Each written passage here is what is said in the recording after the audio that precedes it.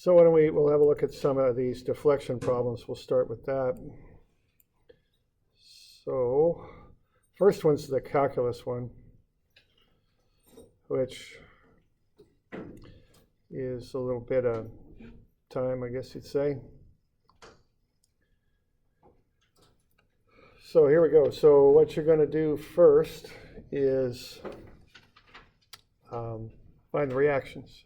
And that's pretty easy because this is just a simply supported beam. And oh, it's a problem. It's I think it's 403 maybe. I don't have the number next to the thing, unfortunately.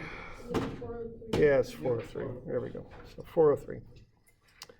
So what we got there, we got a simply supported beam, 6 feet long with a 12,000 pound load at B.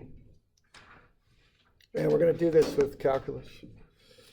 Okay, so what you do first is you find the reactions. And that's pretty straight up because it's simply supported. And, you know, the load's right in the middle. So it's 6,000 pounds for the reactions. Both reactions are 6,000. Okay. You've got I, which is 147. You could get that off tables. I think I have a link to I-beam tables in my Moodle page there. And so you can find the reactions. So you'd start with that. So that's the first thing to do. All right. And then once you've got that, you're going to need to do a couple of sets of equations.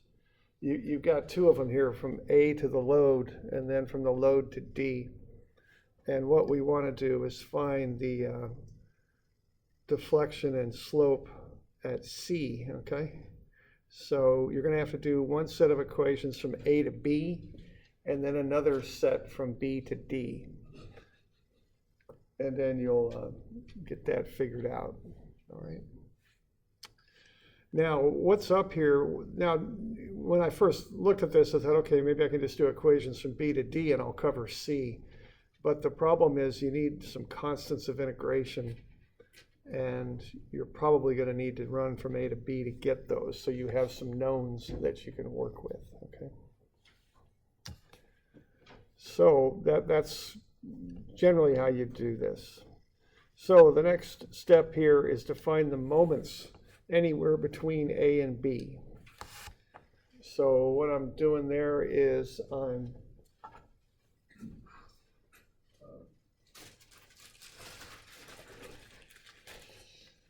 taking moments about the cut, and that's minus 6,000 times x,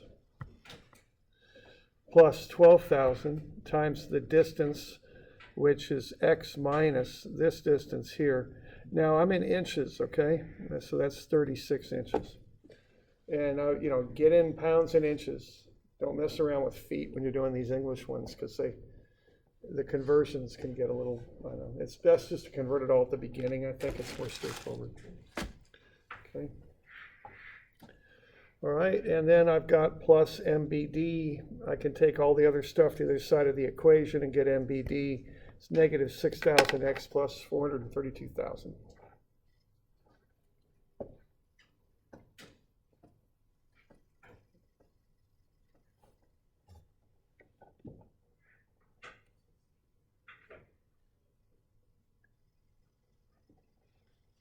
Okay, so that'll get you the equation. And oh, wait a minute. Yeah, I am going right from B to D. Okay, I'm sorry. Yeah, we don't need to go from A to C or A to B. I was thinking about that. We can go right from B to D, can't we? Yeah. Okay. So that's what we're going to do. Sorry about that. What question is this? This is 403. Am I? I thought we were 411, 413, 414. Yeah. Didn't I assign 403? No. I didn't. Is it online? Is it assigned now? I don't know. Do you guys want to do it?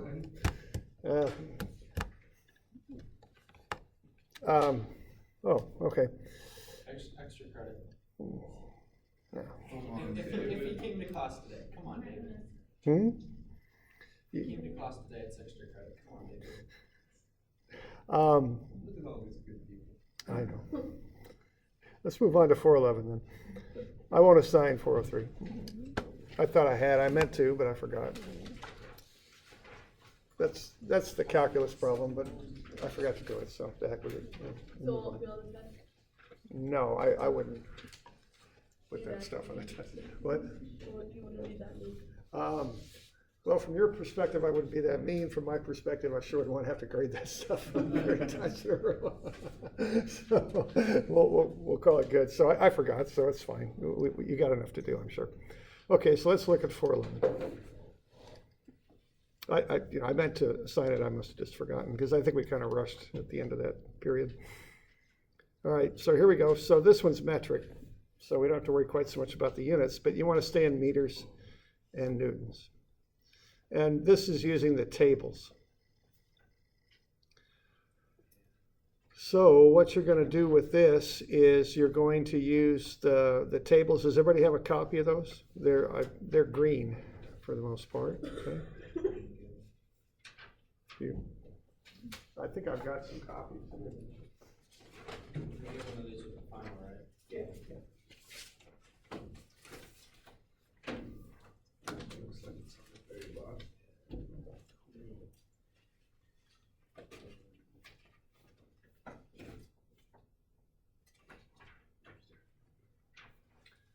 Okay. So what you're going to do for that one is you're going to use the first 2 cases. Okay. And you just combine them together. That's really about all there is to it for this one.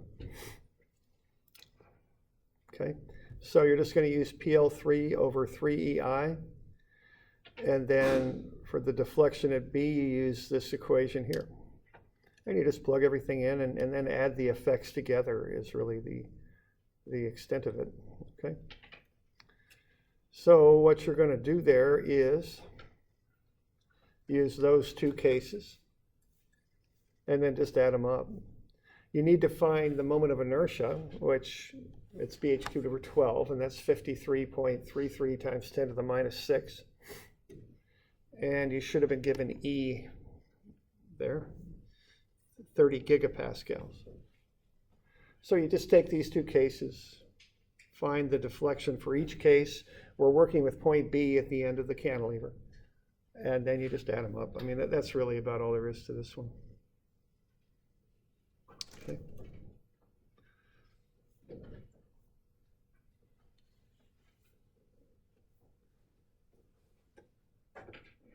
So this first one's, relatively straightforward.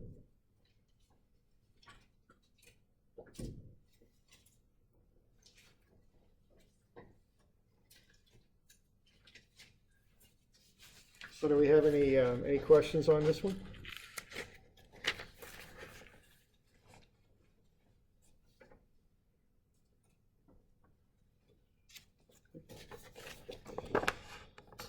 So the negatives out there in front of the PL3 over 3EI because it's pushing down, right? Right. The tables don't give you a sign, so you have to supply it.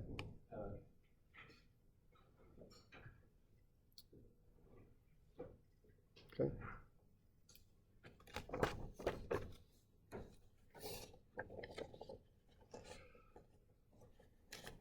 And you just plug everything in. I mean, it's nothing much to that.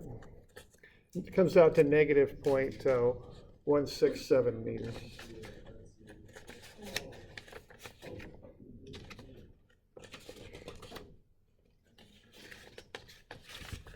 All right, now the next one gets a little bit trickier.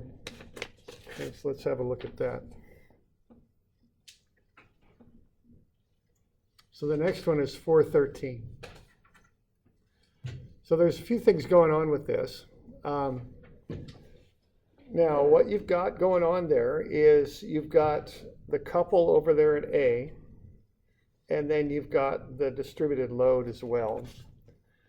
So what you should do with this one is, That one's 412. Yeah. 412, I'm just, 413, I'm just, 414. there we go. Oh, Yeah, this stuff gets a little bit involved. There we go.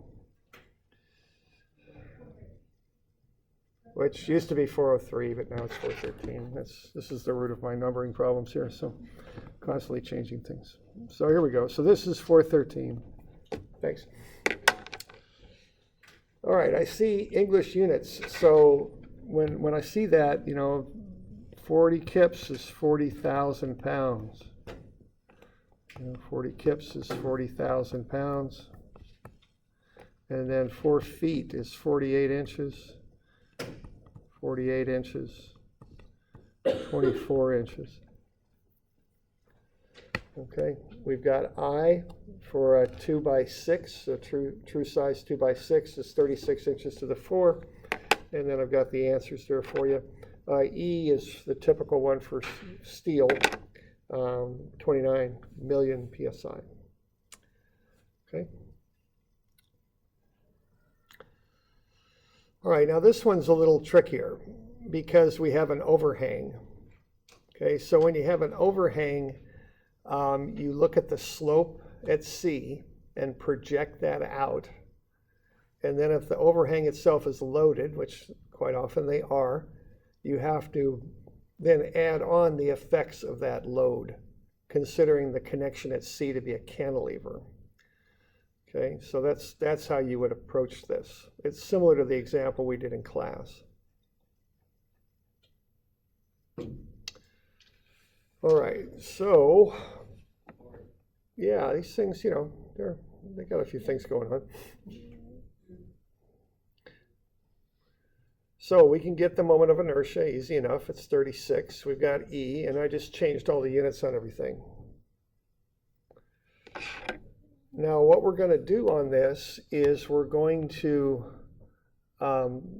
we want to find a couple of things here. We want to find the deflection of B and the deflection of D. So to find the deflection of B and the slope at C, I'm going to use the load in the middle of a simply supported beam, which is this one. But then I'm also going to consider the moment that's caused by that overhang and the load. So that will get me a couple like that. And I will apply that right here, okay? And that will get me an angle at C, is what it will do. So that load there at D causes a moment at C, which causes the beam at C to slope. So that I'm going to consider both of those things initially here. Okay. Now the 40,000 pound load causes a moment at C, which is 40,000 pounds times 24 inches. So that's 960,000 pound inches, and that's clockwise.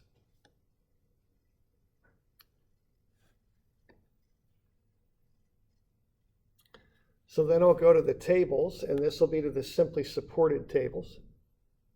And again, just always be sure you're using the proper tables, for the kind of beam that you have. All right.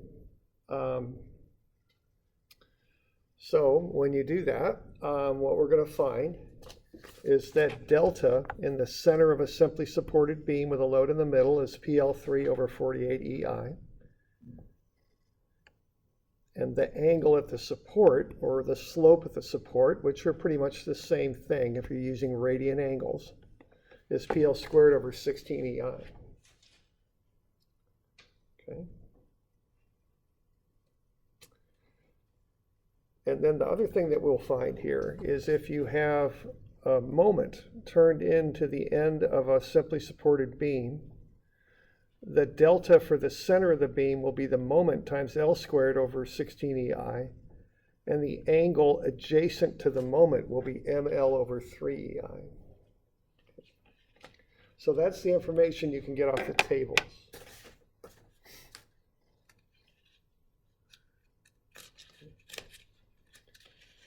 Now we have to apply that, and what we're going to get out of that information there is delta for B, we can get that. And then we can also find out what the angle at C is for our beam up there. The angle at C will be part of the process of finding delta D. So we good with that? We got these formulas down, and they're on your formula sheet too. Yeah, question? For the angle of the moment one, Mhm.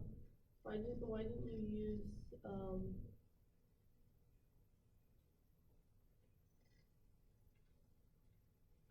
ML over 6EI instead of 6? Okay, when you're looking at the moment, they're looking at the slope due to a moment. Yeah. So the question is, why did I use the ML over 3EI?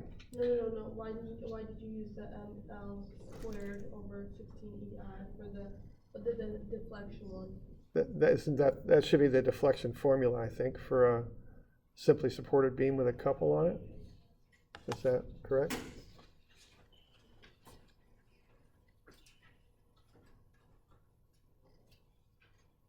Yeah, it's over on the far right. Deflection is C. Oh, gotcha. Good.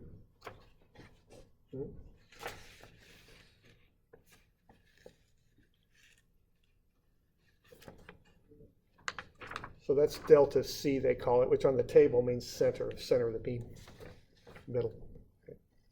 Okay.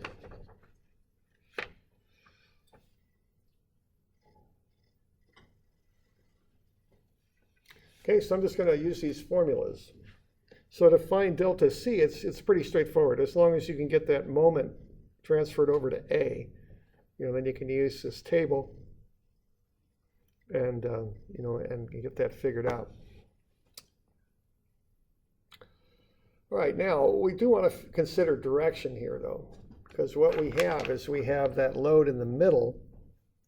Now the 40,000-pound load, how's that going to deflect the beam, or deform it, deflect it, whatever? Which way is it going to go? Is it going to go up or down? Yeah, I think we could see that if you push down on a beam, it's going to bow down, right?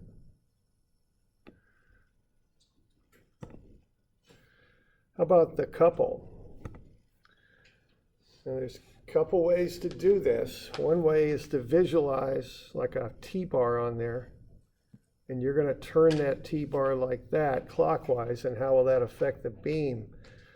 But I think I've come up with an even more straightforward way, but the more straightforward way is just to project that turning couple motion to the actual surface of the beam, so that'll come around like that, won't it? If I take that couple and push on the beam with it. So what's going to happen there at C? Is that thing going to go up or down? Yeah, I think that thing's going to go up. Can you all get that? See that? Okay. Now it's going to be more pronounced right where it's applied, and then it'll kind of dampen out as it goes to A. So it'll be, I'm greatly exaggerating that, of course, but that's the effect there, okay? So up at C, kind of dramatically, then it'll flatten out as it goes to A. All right. That's what? That's the bowing of the beam on account of the couple that's being applied. Okay. So notice they're going opposite directions. So we're not going to add the effects for that angle. We're going to subtract them. That's what we're going to do. Okay, one up, one down. Because they're going different directions. Okay.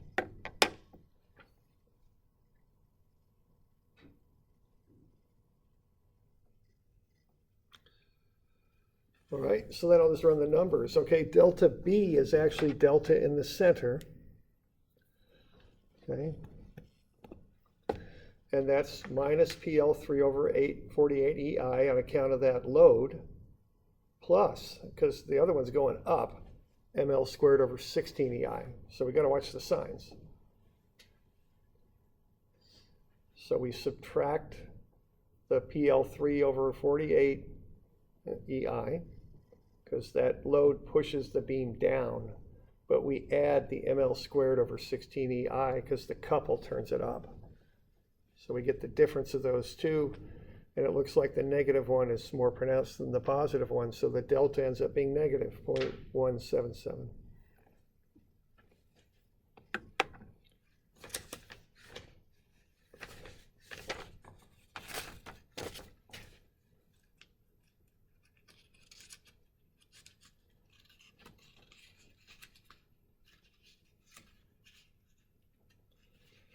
So there's delta B, and that's caused by the load in the middle at B, the 40 kips, and also the 40 kips on the overhang. The 40 kips on the overhang caused a couple at C, which bows the beam. So that's how we're figuring out how that 40 kips bows the beam in the middle there. We're going through that idea of it being a couple.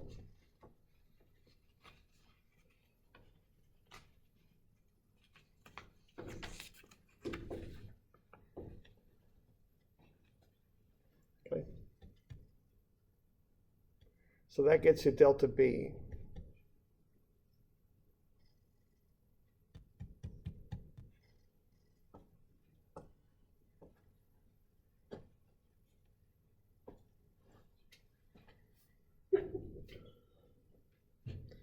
You all okay with that?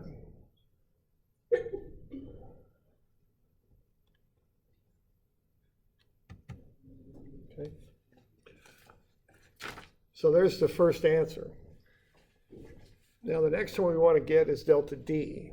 And as I say, that's caused by the slope at C projected outward by the 24 inches.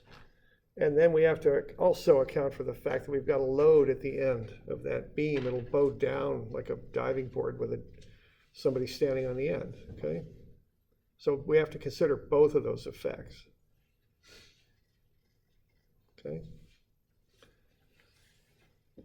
So the angle at C, the slope, will be PL squared over 16EI on account of the load, okay? Right there. But then that'll be positive, because when that beam bows down, what happens is by the time it gets back to C, it's bowing up, okay? So that's a positive slope. And then the couple there will bow it up, but that'll make the slope negative at C, okay?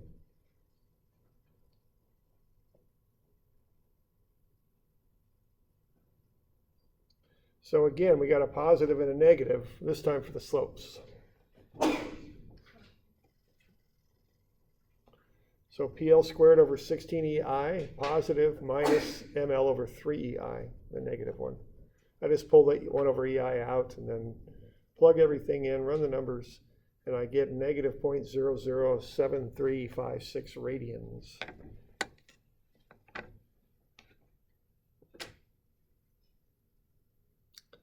So that's maybe half a degree or something like that, okay?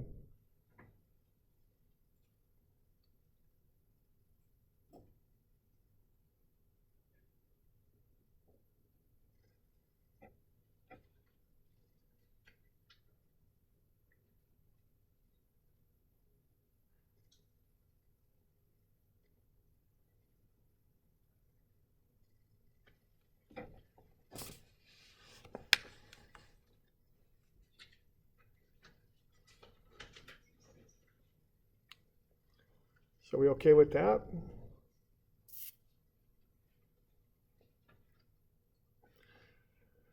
So what we're going to do with that slope is we're going to, it's a slope, which is delta y over delta x. We're going to multiply it by delta x, and that'll get us delta y. I mean, see what this is slope is what it is.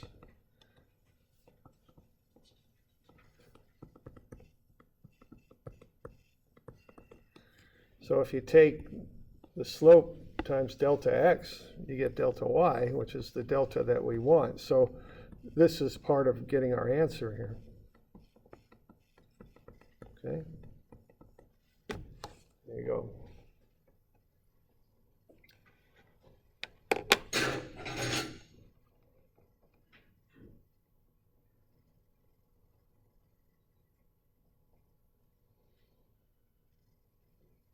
Good with that?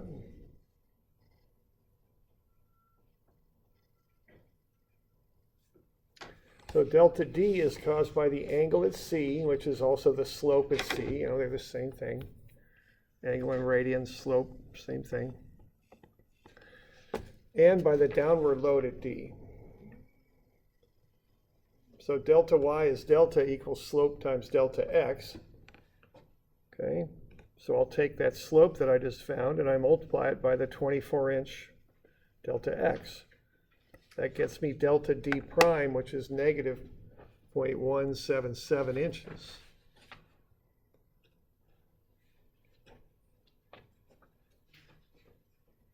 But I also have to consider the effect of the weight at the end of the beam. See, the slope just projects out a straight line. But that line, that beam isn't straight. It's bowed down by the weight, by the load. So we do the slope times distance thing, but we also then add to that the delta due to the curved cantilever effect of that overhang with a load on the end. And we add those two effects together. That's basically it. Okay. So I've got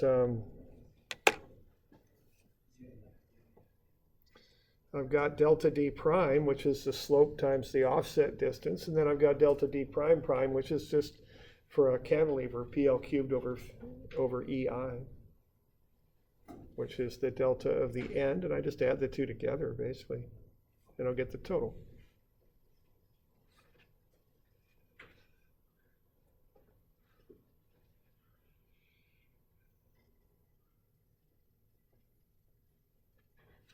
So that's how you do that one. That one's got a few little steps in it, but you know, if you think of them just kind of one at a time here, you kind of put them together, you know.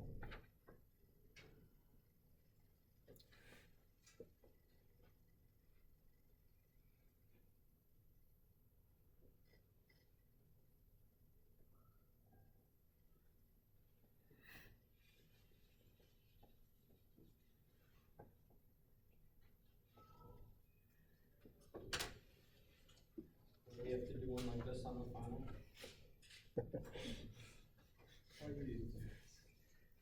It's possible. It's possible, so I'd be prepared to do it. Come on, David. You know you don't want to grade one like this.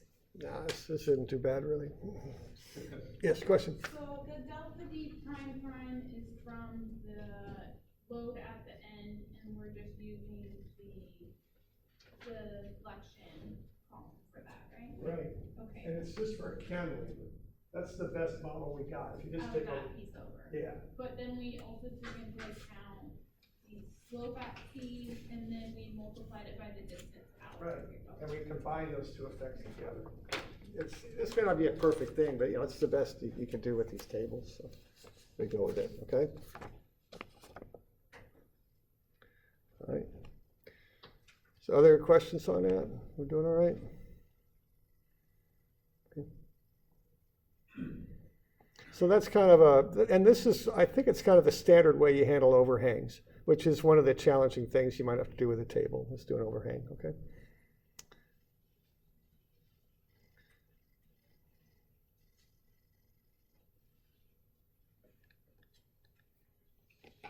So we good with that? How about this one?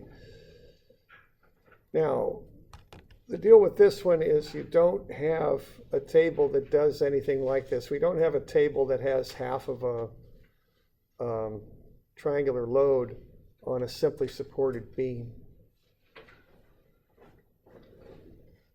All right.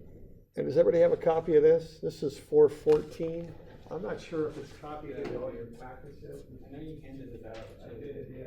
So between the two, you don't have to have it. I think it's in the newer packets.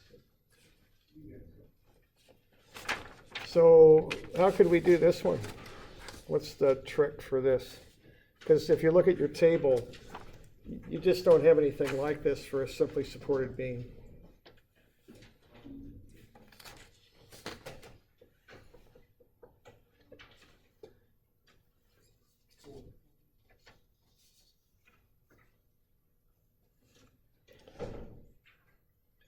What do you have that you could work with?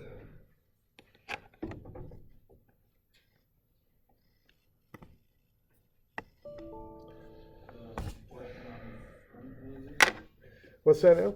Fourth one on the front. Fourth one? Is that a triangular load? Yeah, you got a few things here. Fourth one on the front. You got that, and I showed you for the special case on that one with a load in the middle, that load that goes halfway across, what delta C would be. what can we do with that? What can we combine that with to get what we want?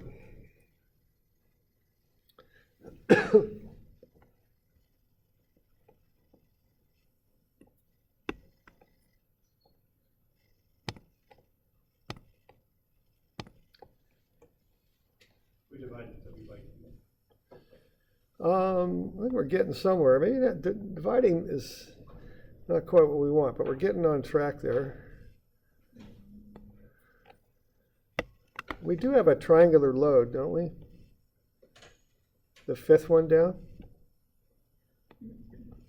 How can we combine these two to get what we want? Well, we make it into a whole rectangle and just do half. Hmm.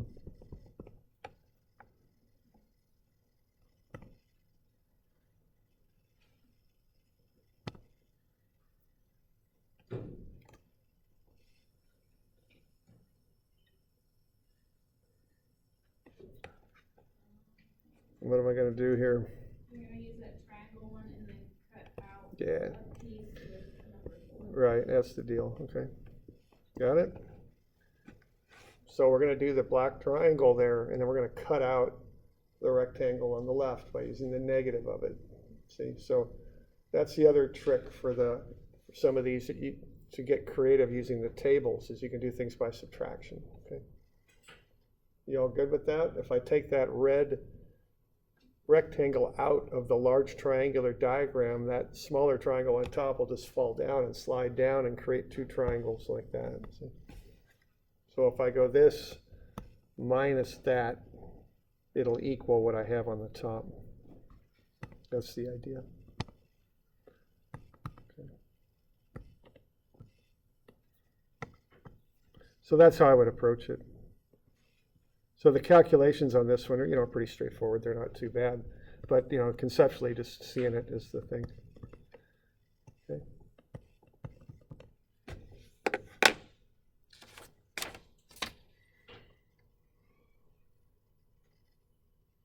Okay. So there we go. All right. So then you just do all the stuff, the number crunching. And again, that's in an English system, so right off the bat, I just convert everything. So instead of 303.6 kips per foot, I'll convert that into 3,600 pounds per foot. Remember, a kip is 1,000 pounds. It's a structural unit because structural loads are usually so large. And then I'll divide that by 12 to get the pounds per inch. And that's something people forget sometimes is to convert the loads. That's distributed loads. They're in pounds per foot or kips per foot. Get them in per inch right off the bat. It's just easier. So if I just take the 600 pounds per inch triangular load and subtract off a 300 pound per inch rectangle off of it, I'll get what I want. Okay. That's the idea.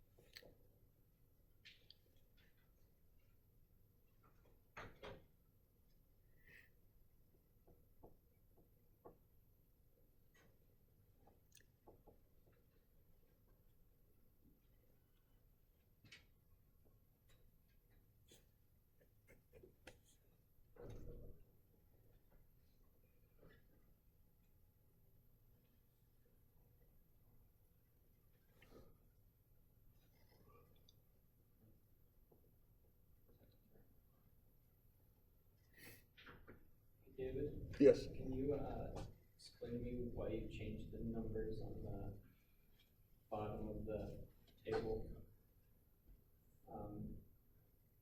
Equations. Down there you have WL4 over 153.2. That's 153.6. I forgot the decimal. looks like.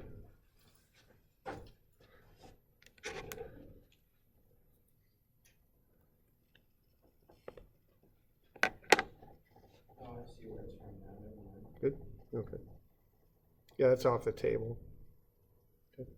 And notice I made the triangular load here extra high. I doubled up the height of it because when I cut that rectangle out, it'll drop down and become the 300 that I want. And the other one is 768 because we want the full length, or? Well, I just gave you a hint here. This is a formula that's used for a load that covers half of a beam. It's just what delta C is. I mean, so if you've got a load covering half of a beam, you can, that's the delta in the C. You know, that's the delta of C. Now, C by convention is the center of the beam, the midpoint. Okay.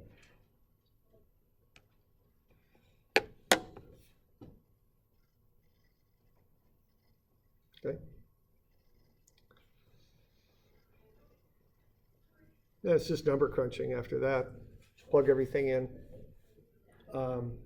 So I call the 600 pound per inch triangle negative because that pushes the beam down.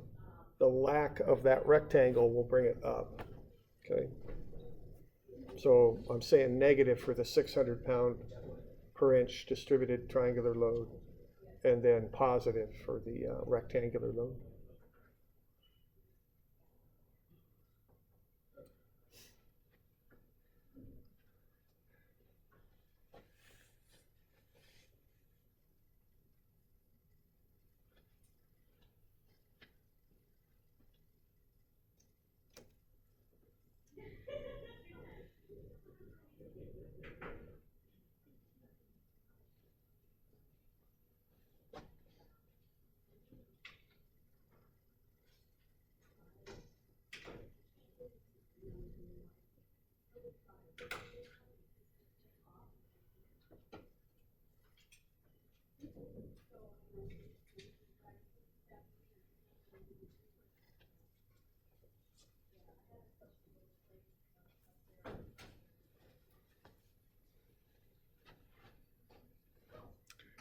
Doing all right with that?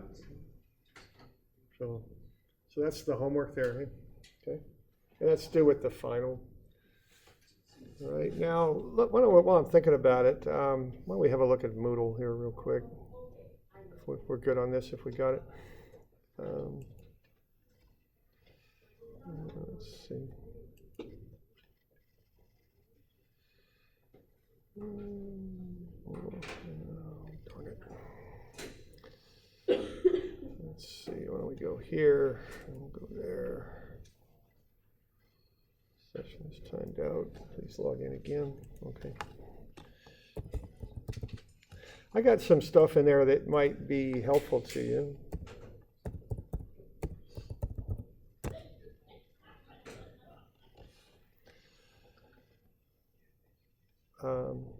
Let's see what we got in there. Just under the downloads. Test review downloads. What do we got? We've got the final review, okay, which is pretty simple. Just a list of topics. The final. I could. We got a couple minutes. I could copy them off real quick and run it, give them to you. Okay, I have some deflection examples. If you're interested in some extra ones, I think I'll hand this one out maybe tomorrow. Okay. Just has some deflection type problems. And there's solutions too. And shear and moment diagram examples. Like that. Just some examples that you could work through. And I've got solutions. Okay. And what else do I got? I've got shear and moment review problem. What's that? Okay, yeah, we might work on this tomorrow a little bit if we got time. This is just kind of find everything about the beam kind of problem to get you some practice at it. So I have you find some shear and moment, and I don't think I did deflection, but I might have, I can't remember. Yeah, I just did shear and moment on this one, I think. Okay. And I think I have the solution to that somewhere, of course.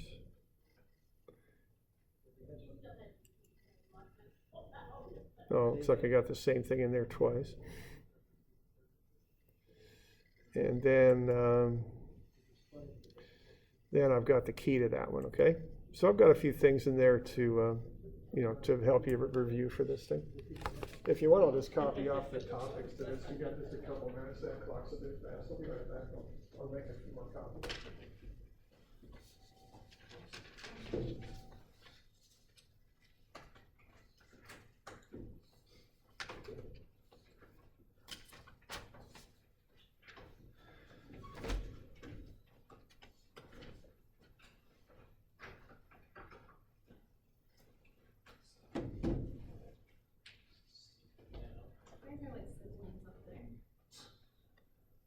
Look at our faces. But you act like siblings.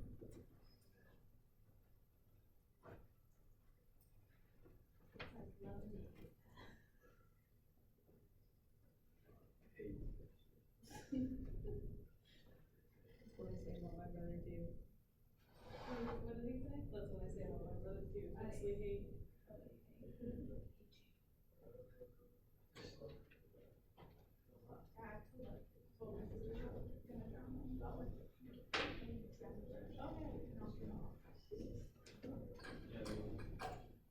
Would you really? Maybe. Probably not. Mom would be my last.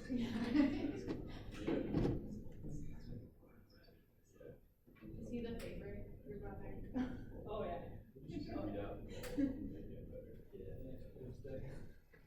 my sister told me, we go one of them, she goes, well, I was the best child. That's what she goes. And my dad just goes, and laughs. Well, here's the problem. My brother lives with trouble. My mom, got him that.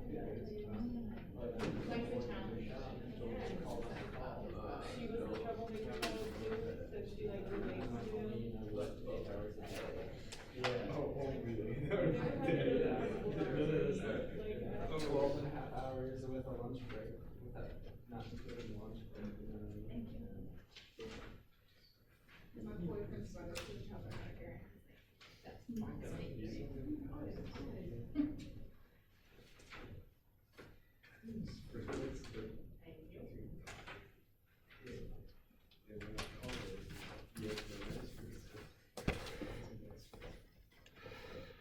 What else do we got going on here? I can shut that down, do this. We got about 3 minutes. Huh? Final exam, PDF. Huh? Okay.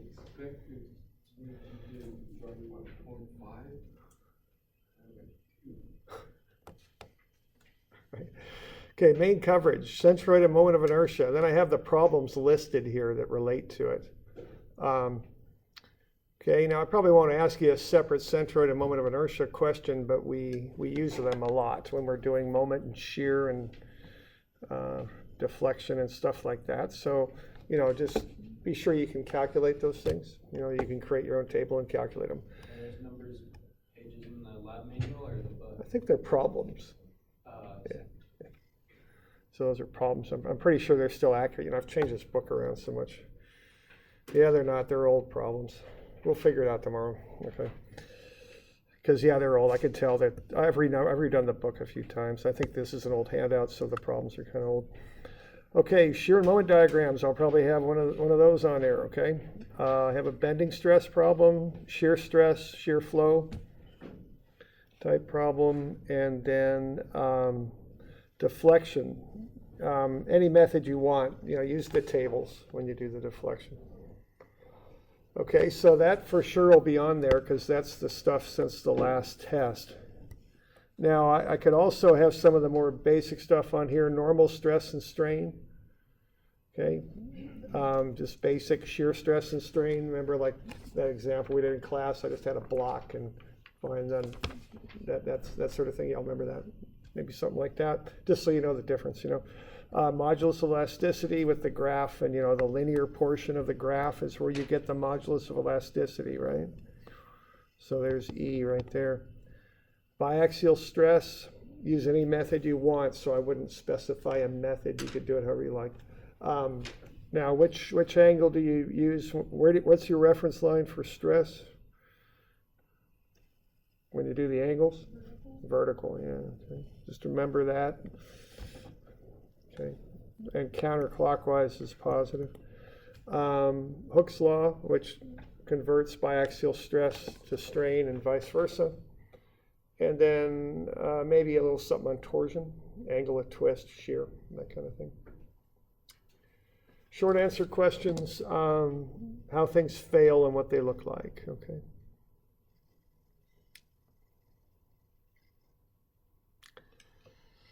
About out of time, but you might have a look at this. Well, maybe we'll chat about it tomorrow if we got time, okay?